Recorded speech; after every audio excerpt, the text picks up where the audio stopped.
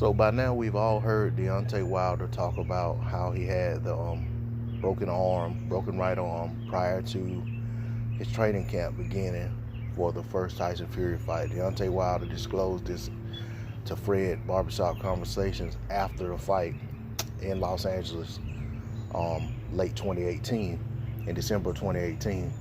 And he brought it up again in the presser. He said that he was unable to spar using the right hand because he was unwilling. He wasn't willing to risk injuring it in training camp and postponing the fight or having to cancel the fight. So he basically just sparred using the left hand predominantly, so that if the injury was to happen, it was going to happen in the fight where he was being paid, and not let it happen prior to the fight and cancel the fight, cancel his payday. So that being said, now Tyson Fury, who we know had this awful cut against Otto Wally in his last fight. I can't remember when Fury's fight was. I think it was like August, September time frame last year. But either way, we know that Fury sustained that cut and basically hasn't had a professional fight since. He's fought in the WWE, but pretty much has not had any boxing matches. Okay, Fury states that in fear of his cut opening up in training camp, he's employing the same strategy as Wilder. He's saying that he's not going to spar and take shots to the head in sparring in fear that that cut may reopen. So Tyson Fury is going to, according to him, is going to have a full training camp with all of his sparring being no head contact sparring.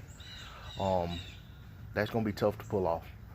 I think he'd be better served having some extra protection around the eye and wearing headgear and just being careful still, because if you're sparring, guys are used to throwing head shots. I think it's going to be very hard to break that habit of doing what they always do in sparring, and which is to throw combinations to the body, throw combinations to the head. You know, it's going to be hard for a guy, a sparring partner, to only throw body shots. I can't see you getting quality sparring employing such a method.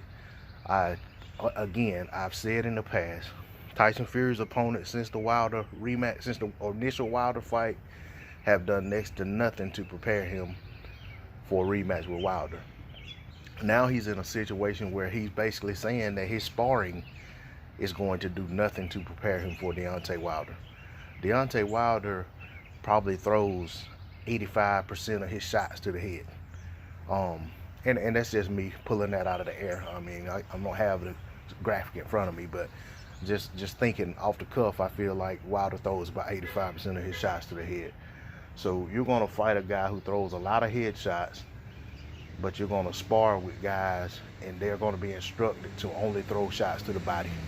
I don't know where this is going to help Tyson Fury whatsoever. Yes, it'll help him get to the fight without sustaining any injuries to that eye, but I don't think Tyson Fury is putting himself in a position to have a shot at winning this fight whatsoever by doing so.